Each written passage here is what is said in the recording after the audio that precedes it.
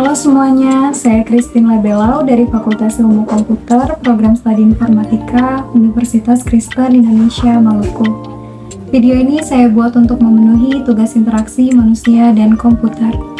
Dalam video kali ini, saya akan membahas mengenai kerangka kerja interaksi beserta contohnya. Poin yang pertama yaitu ada kerangka kerja untuk memahami interaksi. So guys, apa sih itu kerangka kerja?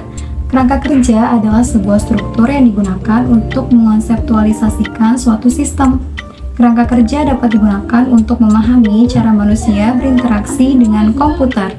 Selanjutnya ada siklus tindakan evaluasi dan eksekusi. Yang pertama ada goal, yaitu kejadian yang diinginkan oleh pengguna. Yang kedua eksekusi, yaitu melakukan eksekusi atas suatu tindakan dalam dunia nyata. Yang ketiga ada dunia nyata, yaitu tempat di mana pengguna dapat mengeksekusi suatu tindakan dengan memanipulasi objek. Yang terakhir yang keempat ada evaluasi, yaitu validasi pengguna atas suatu tindakan dan membandingkan dengan goal yang telah ditetapkan sebelumnya. Poin berikutnya ada 7 langkah tindakan. Teman-teman bisa lihat di layar. Tujuan dari 7 langkah tindakan ini yaitu memformulasikan pertanyaan-pertanyaan selama proses perancangan interaksi. Poin selanjutnya ada jarak pemisah eksekusi dan jarak pemisah evaluasi.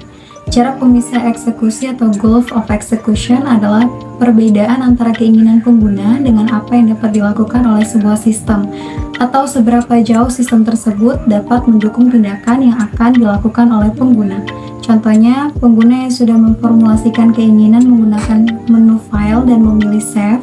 Pertanyaannya, apakah antar muka yang tersedia untuk melakukan tindakan, dan apakah di dalam menu file terdapat pilihan save?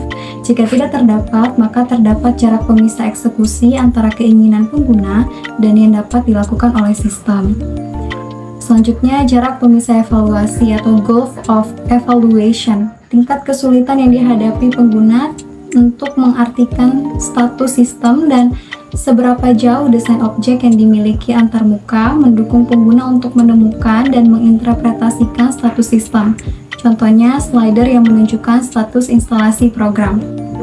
Poin selanjutnya ada kerangka kerja interaksi. Kerangka kerja interaksi terdiri atas 4 komponen utama, yaitu yang pertama sistem atau S, menggunakan bahasa mesin atau atribut komputasi yang menunjukkan status sistem. Yang kedua pengguna atau P, menggunakan bahasa tugas atau atribut psikologis yang menunjukkan status pengguna. Yang ketiga masukan atau M, menggunakan bahasa masukan. Dan yang terakhir yang keempat ada keluaran atau K, menggunakan bahasa keluaran. Poin selanjutnya, mengatasi kompleksitas. Jika perancang ingin membangun sistem yang mudah digunakan, perancang harus memahami bagaimana pengguna melihat sesuatu, serta perancang harus dapat melihat dunia dengan kacamata si pengguna, serta perancang harus dapat memahami apa yang dirasakan pengguna ketika menggunakan program rancangannya. Untuk itu, perancang harus memahami bagaimana manusia mengatasi kompleksitas suatu lingkungan kerja secara teknis. Poin berikutnya ada pemodelan sistem. Yang pertama, model konseptual atau model perancang. Model yang diciptakan oleh perancang ketika mereka merancang sebuah sistem. Yang kedua ada gambaran sistem. Sistem diciptakan oleh perancang dan yang sesungguhnya dilihat oleh pengguna. Yang ketiga, model mental. Model yang diciptakan oleh pengguna ketika pengguna berinteraksi dengan suatu sistem. Poin yang terakhir ada model mental. Model mental menciptakan kerangka kerja yang memungkinkan pengguna untuk melakukan suatu pekerjaan. Jika model mental pengguna cukup dekat dengan cara bekerjanya sistem, maka pengguna dapat menggunakan sistem tersebut tanpa mengalami kesulitan yang berarti. Berikut adalah sifat-sifat model mental, yaitu bersifat tidak ilmiah, tidak lengkap, tidak stabil, tidak konsisten, dan juga bersifat personal. Demikianlah materi yang dapat saya sampaikan dalam video kali ini. Untuk referensi yang saya gunakan, teman-teman bisa lihat di layar.